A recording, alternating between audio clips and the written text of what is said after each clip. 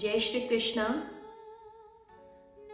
भगवत गीता के 5वें अध्याय के 12वें श्लोक में प्रभु ने कहा है कि जब सब कुछ भगवान का ही है तो फिर सात्विक, राजस और तामस ये भाव त्याज्य क्यों है। आइए इन्हें उदाहरण द्वारा समझने का प्रयास करते हैं। जिस प्रकार जमीन में हर जगह जल है परंतु उसका प्राप्ति स्थान केवल कुआं है, नल है, उसी प्रकार ईश्वर का प्राप्ति स्थान भी यज्ञ है। किस प्रकार का यज्ञ? कर्तव्य कर्म का यज्ञ। वहीं ईश्वर की प्राप्ति हो सकती है। इसलिए सात्विक, राजस, तामस भाव से ईश्वर की प्राप्ति नहीं हो सकती। इसलिए ये तीनों भाव साधक के लिए नहीं है।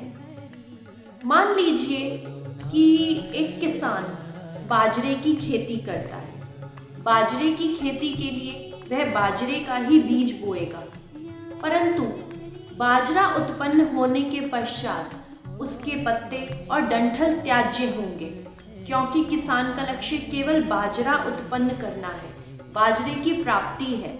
उस किसान के लिए वह डंठल और पत्ते त्याज्य होंगे, उसकी आवश्यकता नहीं होगी। बीज से बीज ही उत्पन्न किया जाएगा, अर्थात पहले भी बीज था और अंत में भी बीज की ही प्राप्ति होगी। बाजरे के पत्ते और डंठल में बाजरा है, परंतु वह केवल तत्व स्वरूप है जो त्याज्य है।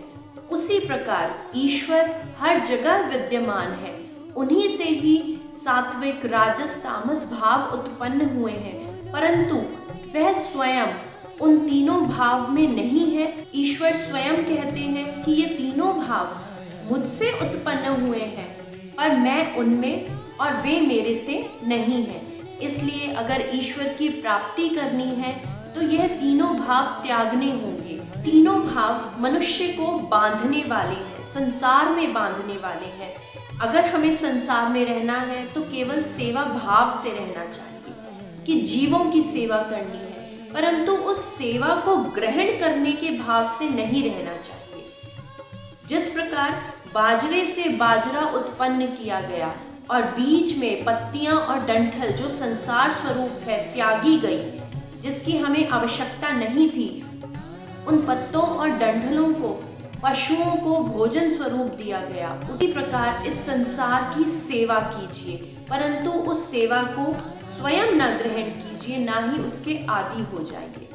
इसलिए यह तीनों भाव सात्विक, राजस और तामस, यह तीनों भाव जो है वह त्याज्य हैं। इन तीनों भावों में रहकर हम कभी भी ईश्वर की प्राप्ति नहीं कर सकते। जय श्री कृष्ण।